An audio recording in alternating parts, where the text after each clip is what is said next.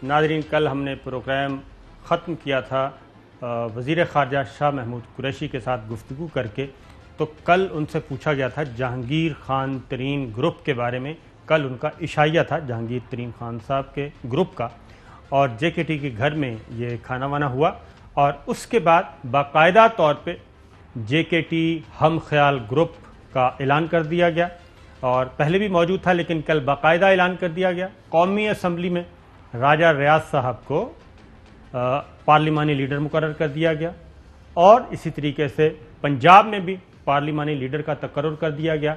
अब अगले ओहदों को भी तैनातियाँ हो रही हैं और इस तरीके से ये जो हम पहले दिन से कह रहे थे कि ये चीनी स्कैंडल तो एक बहाना है और ये आगे जाके स्क्रिप्ट कुछ बड़ा है और JKT हम ख्याल ग्रुप आगे जाके इन्होंने बहुत कुछ काम करने हैं और कल इस बात की तस्दीक हो गई।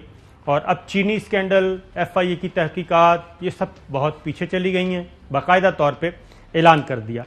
इस बारे में शाह महमूद कुरैशी साहब से हमने पूछा कि जनाब, क्या आप इन कामों के लिए तैयार हैं और ये ख़ास तौर पे बजट से पहले ये सब कुछ हो रहा है? तो वज़ीर ख़ारजा शाह महमूद कुरैशी साहब ने तुर्की में बैठ के हमारे साथ बात की। क्या कहा, सुनिए। अपने कोर इश्यूज पर कॉम्प्रोमाइज नहीं करना चाहिए। अगर उसमें हमें वक्ती तौर पर सियासी नुकसान भी होता है तो नुकसान बर्दाश्त करने के लिए सियासी जमातों में हिम्मत कुव्वत होनी चाहिए। देखिए, जमातें हुकूमतों में भी आती हैं, जमातें ऑपोजिशन में भी रोल प्ले करती हैं। जाती राय है, असूली मौकिफ के लिए ऑपोजिशन बेंचेस पे बैठने कोई आर नहीं है, कोई आर नहीं है। कभी जमातें असूली फैसलों से नहीं मरती, जमातें बाउंस बैक करती हैं, क़यादतें बाउंस बैक करती हैं। क़यादतें बाउंस बैक करती हैं, सियासी जमातें बाउंस बैक करती हैं, असूलों पे जो खड़ा रहता है वो कभी नहीं मरता। ये कल वज़ीर ख़ारजा शाह महमूद कुरैशी ने बाकायदा तौर पे कह दिया था। इसका फिर जहांगीर तरीन साहब के ग्रुप ने बुरा भी मनाया और उन्होंने जब कल इशाइया हुआ तो उसमें इस बात का इजहार भी हुआ कि कुरैशी साहब को ऐसी बातें नहीं करनी चाहिए थीं। लेकिन लग ऐसा रहा था कि इशाइया, डिनर ये एक बहाना है। पहले से बाकायदा तौर पे सोच समझ के कल का सेशन बुलाया गया था और उसके बाद नज़ीर चौहान साहब ने इस बात का ऐलान किया। सुनाइए जी। जो ग्रुप हमारा हम ख्याल ग्रुप बना है, ये अब तो आज तो बकायदा अनाउंस हमने कर दिया और बकायदा सबने कुरान पे हलफ लिया कि हमारा जीना मरना इकट्ठा है और जो जहांगीर खान तरीन साहब फैसला करेंगे वो हम सबको कबूल होगा। पंजाब असम्बली के अंदर जो बजट पेश होने जा रहा है, उस सईद अकबर नवानी साहब को एक पार्लियामेंट सेक्रेटरी बना दिया है। वो हमारे इस ग्रुप की नुमाइंदगी करेंगे, जहांगीर खान तरीन ग्रुप की।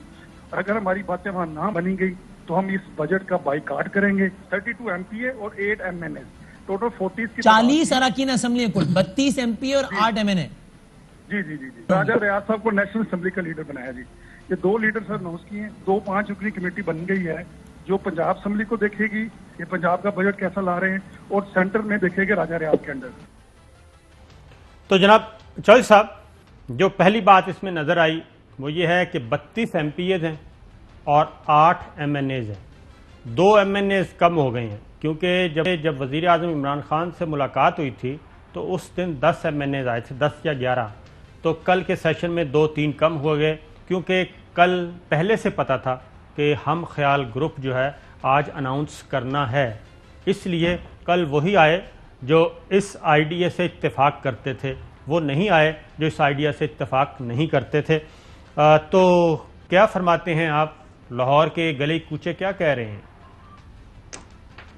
देखें जी, एक तो किसी भी सियासी जमात के लिए और ख़ास तौर पर जब वो वफाकी हुकूमत उसके पास हो, KP की हुकूमत बहुत बड़ी अक्सरियत के साथ उसके पास हो, एक कोलिशन के साथ बड़े सूबे में गवर्नमेंट हो, बलूचिस्तान में इनकी इत्तेहादियों की हुकूमत हो और इस वक्त कौमी असम्बली और सेनेट में मुनासिब अक्सरियत के साथ बैठी हो, यानी बहुत अच्छी अक्सरियत ना भी हो, इसकी अंदर किसी बरमला तौर पर इख्तलाफ करके, खा वो इशू छोटा है या बड़ा है, पर्सनल है या पॉलिटिकल है, वो जब अगर इस तरह का ग्रुप बने और वो डट जाए और वो अपने मौक़िफ़ पर कायम होके और मास्क पहन के भी नुमायां रहे और पता लग जाए, तो फिर इसका ये मतलब है कि इस पार्टी को और इस हुकूमत को बहुत बड़ी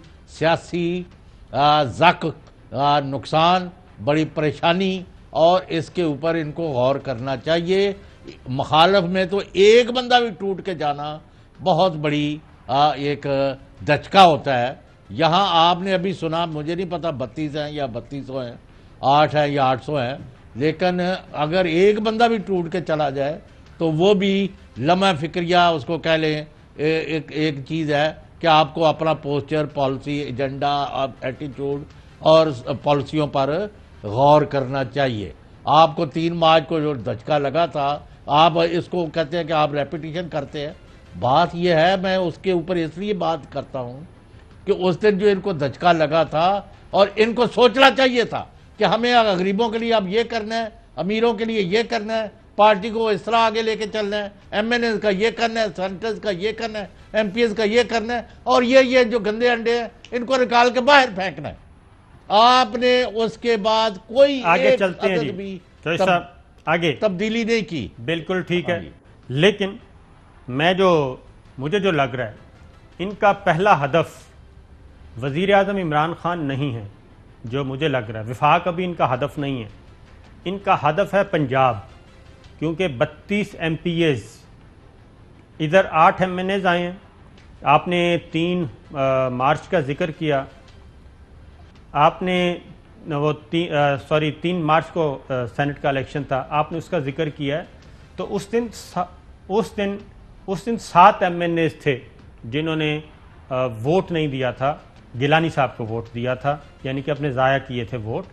तो वो 7 लोग थे, हफीज़ शेख को वोट नहीं दिया था। तो 8 MNAs वो आ गए हैं, 1+ हो गया। तो इनका पहला हदफ जो है वो पंजाब लगता है मुझे। 32 MPAs बहुत ज़्यादा तादाद है।